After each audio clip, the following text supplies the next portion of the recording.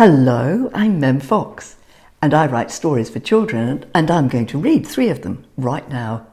The very first one is Possum Magic, illustrated by Julie Vivas. Here we go.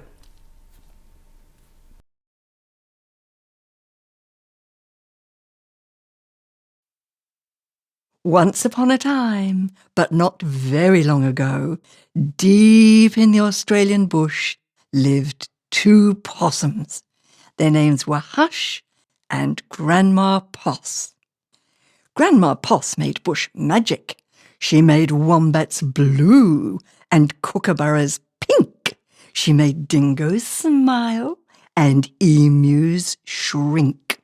But the best magic of all was the magic that made Hush invisible.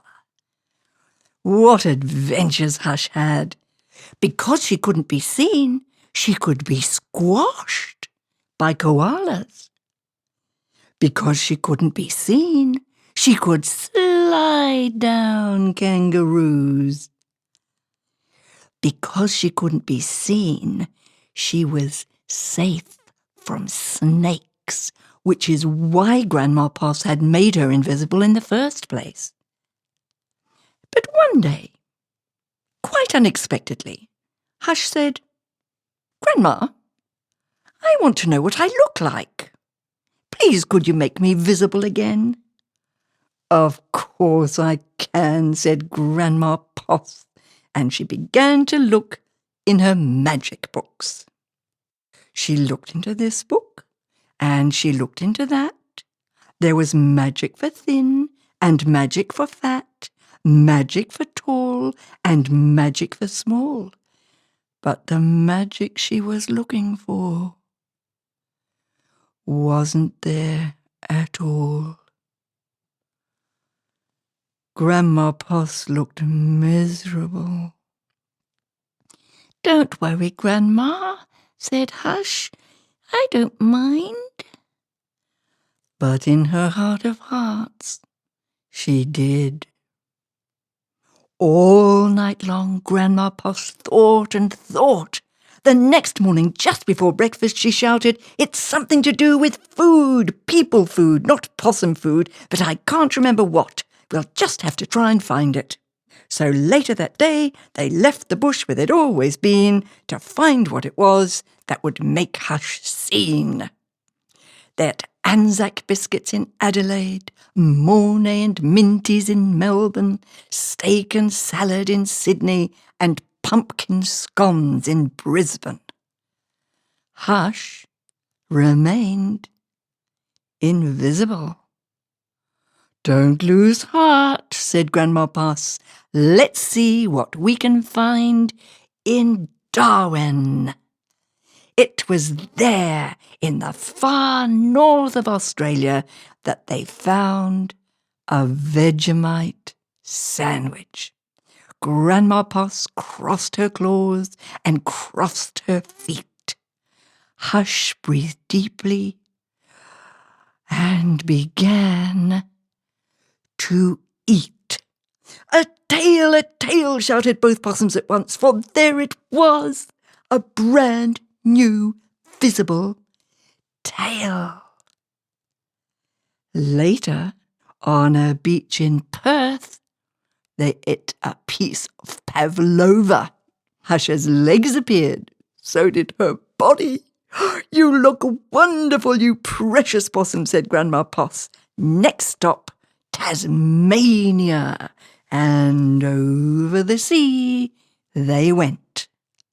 In Hobart, late one night, in the kitchens of the casino, they saw a lamington on a plate. Hush closed her eyes and nibbled. Grandma Poss held her breath and waited. "It's worked, she cried, and she was right. Hush could be seen from head to tail. Grandma Poss hugged Hush, and they both danced, "Here we go round the lamington plate till early in the morning." From that time onwards, Hush was visible.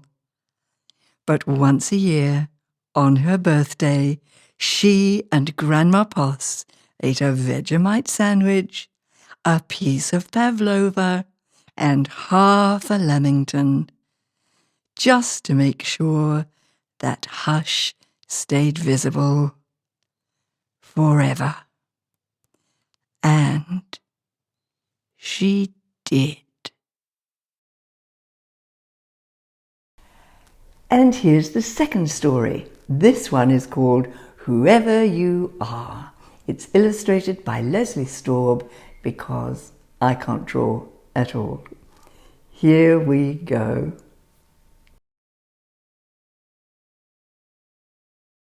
Little one, whoever you are, wherever you are, there are little ones just like you all over the world.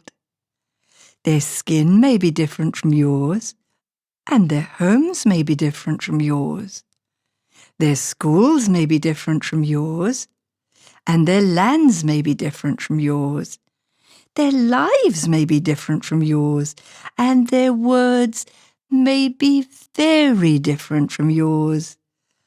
But inside, their hearts are just like yours, whoever they are, wherever they are, all over the world. Their smiles are like yours, and they laugh like you too. Their hurts are like yours, and they cry like you too. Whoever they are, wherever they are, all over the world. Little one, when you are older and when you are grown, you may be different and they may be different. Wherever you are, wherever they are in this big wide world.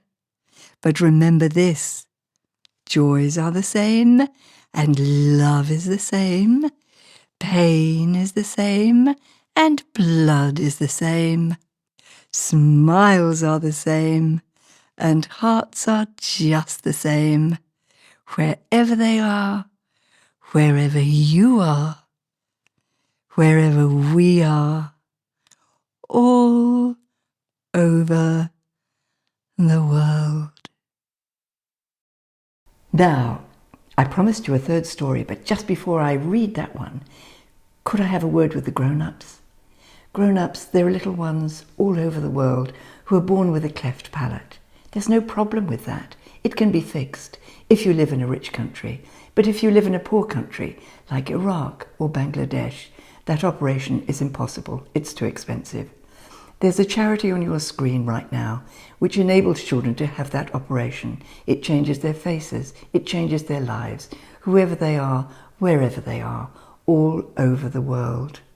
I'd be so grateful, and they would be ecstatic, if you could donate to this charity. It would be wonderful. Thank you.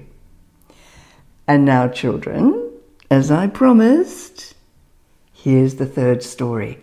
It's called 10 Little Fingers and 10 Little Toes, and it's illustrated by Helen Oxenbury because, as I told you, I can't draw at all. Here we go.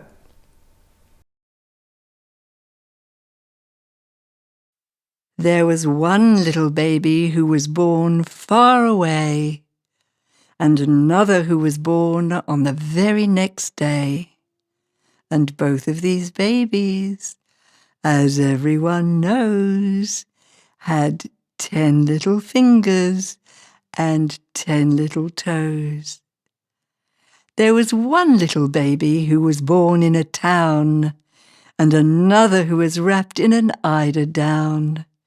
And both of these babies, as everyone knows, had 10 little fingers and 10 little toes. There was one little baby who was born in the hills, and another who suffered from sneezes and chills. And both of these babies, as everyone knows, had 10 little fingers and 10 little toes. There was one little baby who was born on the ice, and another in a tent who was just as nice. And both of these babies, as everyone knows, had 10 little fingers and 10 little toes. But the next baby born was truly divine, a sweet little child who was mine, all mine.